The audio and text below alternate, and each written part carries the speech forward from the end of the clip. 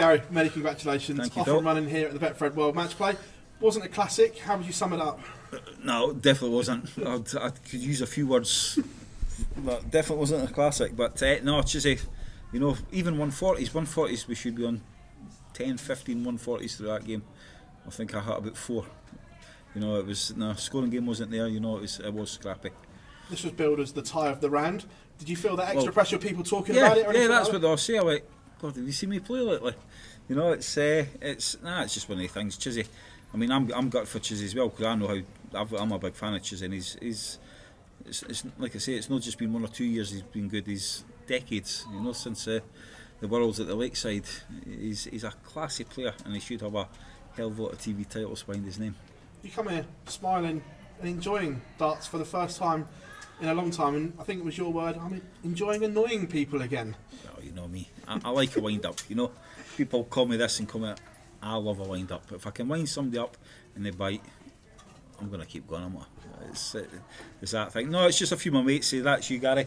You're done. What you got to do now that you're retired? You're not in this. You're not in that. Is that right? Yeah. Okay. Right. But I've nicked this one. You know, I've got into the match play. I don't think I was close at the start of the season, at the start of the year. So yeah, pat on the back for getting here. But I know you do, like, pat on the back just getting here is not enough, is it? Now you've got to kick on. You've won a Pro Tour this year. You've got to a TV final at the World Cup. Is now the next step winning one of these big ones again? It'd be nice. It's been a while, but nah. Listen, I'm not going to count the chickens. You know, we'll get up there. I'm enjoying what I'm doing just now. You know, there's no pressure on me whatsoever. And if I can turn up and just play darts, if I can play good darts how I used to play, I'll be over the moon. Gary, pleasure as always. Gary, So you say. in terms of motivation, we know you like to try and find things to motivate yourself. What are you finding for your motivation at this tournament? Right, here's one for you. If I win Blackpool, if I win this match play, right, on the night that I win it, he's all run about that stage with a pair of yellow thongs on. Is that a deal? If I win it? That is not a deal, Gary. It's not a deal. Well, I see. Now, you've just spoiled it for me. You know, a wee side bet. Maybe Dan might do it. Dan? I'm going to do it anyway whether you win or not. Oh, all right, okay. Yeah, you would, but I could see Phil in a... But, yeah, if I win it, would you like? It gives me a wee incentive, you know?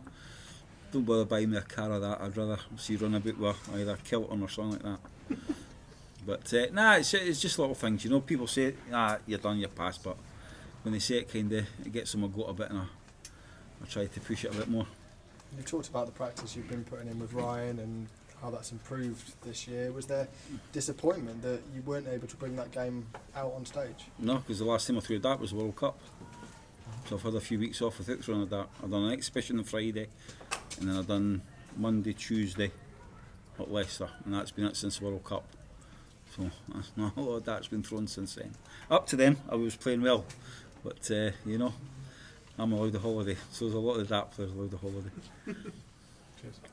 Gary, you've been coming here since 2009, a venue you always get great support. Is it still a special feeling coming back to the Winter Gardens? It is the first weekend because it's usually the Scottish holidays, you know, so we're all right. The second match is usually different because they've all went home. Yeah, I mean it's Blackpool. It's definitely not Vegas. I love Vegas, but it's good, you know. And like I say, this is the first time I've been here without the missus and the kids for a long time. You know, the wee man finishes school on Wednesday, and that's his last day before he goes up to middle school.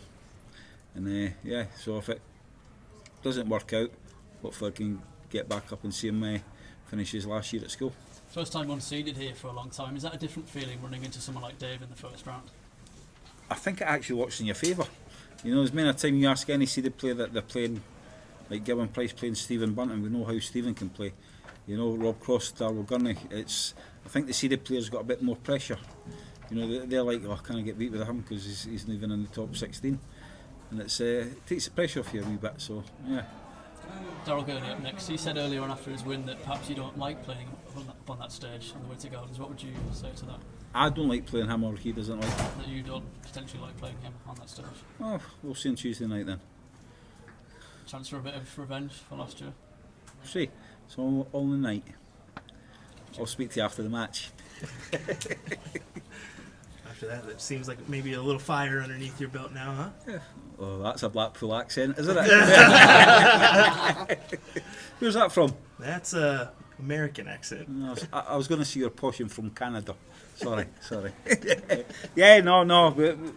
Yeah, listen, darts has got to a stage now that anyone can win anything, and that's the way it goes. You know, many years ago we had Phil Taylor, dominated it for donkeys. Then Michael Van Gerwen, he ruled it for the next 8 years. You know, Michael won the World Championship and went straight to number 1.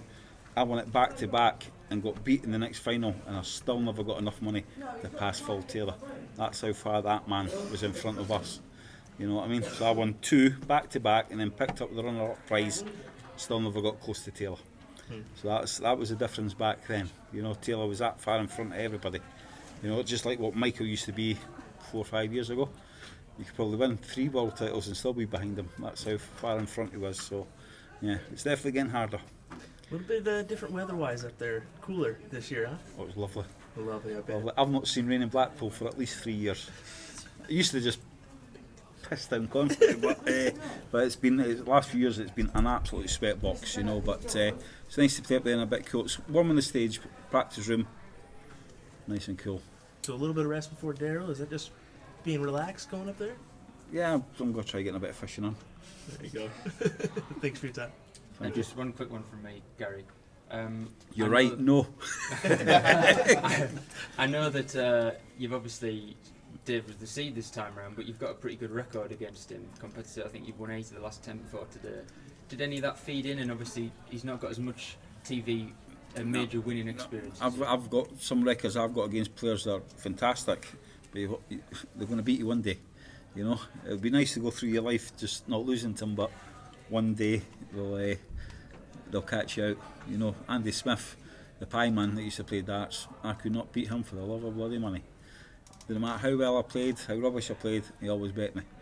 You know, I'll not call him a cheat, but he used to kill me. He used to do me right in. But no, you get players that you struggle against, but listen, nowadays you just play the board and hopefully you can get over that winning line.